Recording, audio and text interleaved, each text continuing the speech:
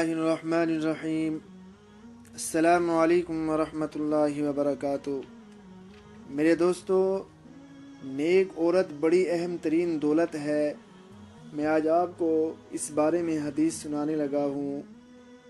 میرے دوستو، حضرت ابو امامہ رضی اللہ عنہ فرماتے ہیں کہ رسول پاک صلی اللہ علیہ وسلم نے معاذ بن جبل سے فرمایا کہ اے معاذ، شکر گزار دل، ذکر سے تر و تازہ زبان اور نیک بیوی جو تمہارے دین میں اور دنیا کے معاملے میں مددگار ہو، ان سب سے بہتر ہے جسے لوگ حاصل کرتے ہیں، یعنی کہ مال وغیرہ۔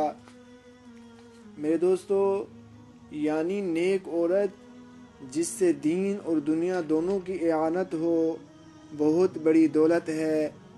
اس سے دنیا کی زندگی بھی اچھی، خوشگوار اور راحت سے گزرے گی، اور دین میں بھی اعانت کرے گی کہ اسے گناہ سے بچا کر تقوی کی زندگی پر باقی رکھے گی۔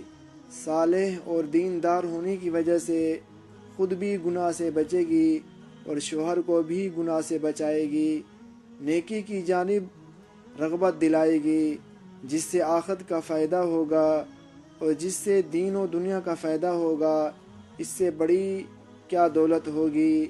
اس کے برخلاف عورت اگر بد دین ہے، خدا، رسول اور آخرت کی پرواہ نہیں کرتی، تو خود بھی گناہ کرے گی اور شوہر کو بھی گناہ کی طرف کھینچے گی۔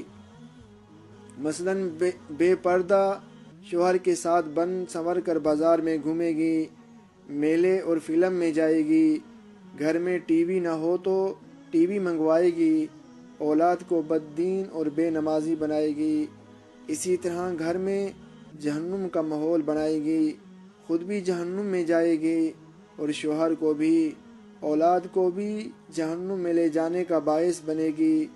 ایک جم غفیر کو جہنم میں لے کر جائے گی۔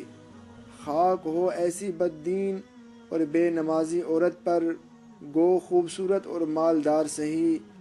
آج یہ مرد بد دین خوبصورت عورت پر ترجیح دے رہے ہیں اور جہنم کے اعمال پر راضی ہو رہے ہیں۔ کل کو جب اعمال کی سزا کا مشاہدہ ہوگا، تب خون کے آنسو روئیں گے، جو بے سود ہوگا، پھر رونے کا کوئی فائدہ نہ ہوگا۔ میرے دوستو، آج ہم جو بھی کام کریں تو سوچ سمجھ کر کریں، تاکہ بعد میں ہمیں کوئی افسوس نہ ہو۔